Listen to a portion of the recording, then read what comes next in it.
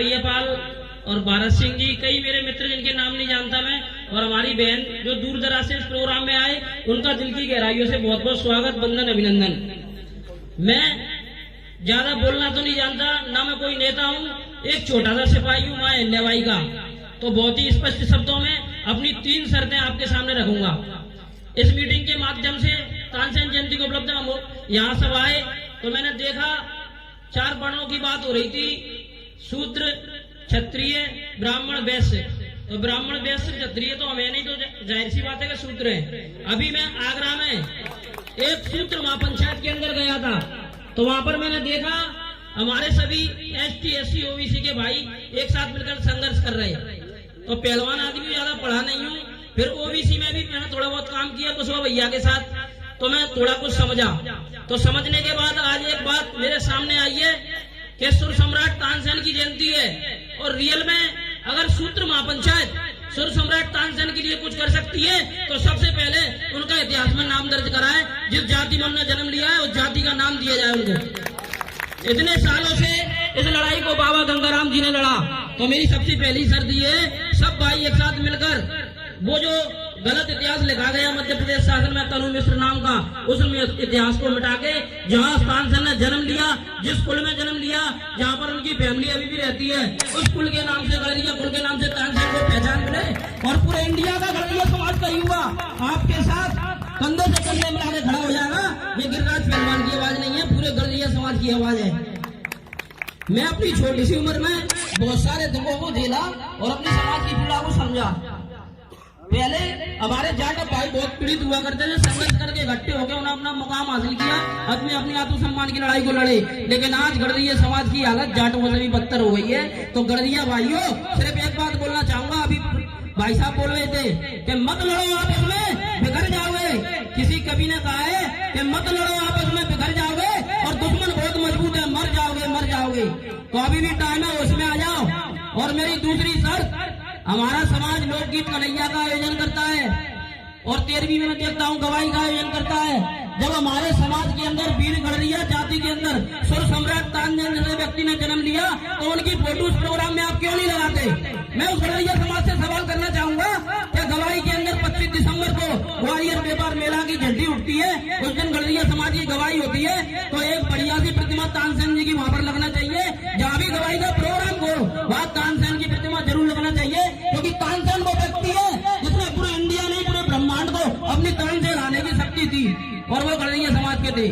और तीसरी शर्त में रखना चाहूंगा अपने समाज के भाइयों से, अखिल भारतीय पाल महासभा से, भिंड के अंदर लोक माता देवी अहिल्याबाई की एक मूर्ति है एमजीएस कॉलेज के सामने, तो माननीय प्रदेश अध्यक्ष जी से निवेदन करना चाहूंगा और राष्ट्रीय अध्यक्ष शैतान पाल जी से और पूरे समाज के भाइयों से, आप उस मूर्ति का अनावरण कराइए।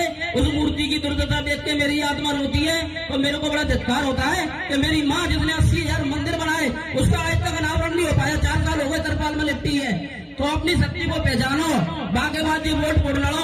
सबसे पहले मैं कभी मानूंगा शूद्र महापंचायत को, तब तानसेन गढ़रिया के नाम से उसका इतिहास लिख दिया जाएगा। तो क्या हुआ, तब वोट डालेंगे। और जाटव भाइयों ने अगर OBC के लिए प्राण दिया तो गिरिराज गढ़रिया से छतरी होगा, तो जाटव भाइयों के लिए कंधे से कंधे मिलाकर जान देने का काम करेगा सबसे पहले। तो मेरी शर्तों को समझे, मीटिंग हुई, सभाएं हुई, इतिहास सुनाए गए, हमारा जो इतिहास था हमारा वो इतिहास था, लेकिन आपस में एक दूसरे को खींचतान के हम पीछे रह जाते हैं। सुरेश भैया ने बहुत ही अच्छी बात बोली, आज तक हमने सबको वोट दिया, अब हमको वोट दें। बघेल समाज के अंदर 10-10, 8-8 प्रत्याशी एक ही विधानसभा से तैयारी करते हैं और अकेले में जाके बैठक करके निश्चित कर लेते हैं, इस पार्टी से आएगा तो तू लड़ियो, उस पार्टी से आएगा तो मैं लड़ूंगा। मैं उनसे पूछना चाहूंगा कि हमने जनता से पूछा कि भैया तुम हमें वोट दोगे कि नहीं? तो जनता जिसका नाम आगे करे उस व्यक्ति को चुनाव लड़ाए, और चुनाव लड़ने से पहले एक शूद्र महापंचायत बनकर एक ऐसा आंदोलन करे जो सुर सम्राट गढ़रिया जाति के थे, उनमें लिखित में ये प्रमाण होना चाहिए। नहीं तो आज से सब लोग शपथ लेके जाए, जिन लोगों ने इतिहास में तनु मिश्र नाम लिखा है उस राजनीतिक दल को कभी कोई वोट ना दे। पूरी स्टोरी यहाँ पे आगे खत्म होती है। बस एक बात समझ लो, अगर समाज आगे क्यों नहीं बढ़ रहा, सुरेश भाई साहब ने कही मेरी समझ में नहीं आता, पर गिरिराज पहलवान पढ़ा लिखा नहीं है पर पढ़ा है, मेरे को समझ में आ गया, क्यों समझ में नहीं आता। गढ़रिया समाज के लोगों के आंखों पर राजनीतिक चश्मे पड़ गए हैं गुलामी के, वो पार्टियों के दलों में इतने मगरूर हो जाते हैं कि अपने समाज को अपने शूद्र भाइयों को भूल जाते हैं और अपने पार्टियों के पीछे ऐसे चलते हैं कि गढ़रिया समाज को नहीं दिखता निकल रही है, आदमी के 2600 या 2800 4000 8000 वोट आते हैं। 2008 के करीबन महेंद्र भाई साहब के 14000 वोट आए, उसके बाद 12000 10000 8000, तुम्हारा ग्राफ तो गिरता ही जा रहा है भैया। तो अपने वजूद को पहचानो, और जो लोग राजनीतिक दलों के अंदर गुलामी कर काम कर रहे हैं उनके लिए चंद्र 4 लाइन के माध्यम से समझ जाएं, बुलबुल के जंगल में कभी बाज नहीं होते और पत्थरों के हाथों में कभी राज नहीं होते। आदत पड़ जाए जिस कौम को गुलामी की, उस कौम के सर पे कभी ताज नहीं होते, कभी ताज नहीं होते, कभी ताज नहीं होते। और मैं बोलना चाहूंगा, ग्वालियर के अंदर एक महासूत्र पंचायत का आयोजन किया जाए जिसमें निर्णय लिया जाए। ये तानसेन का जो इतिहास है पहले सही तरीके से उसको लिखा जाए।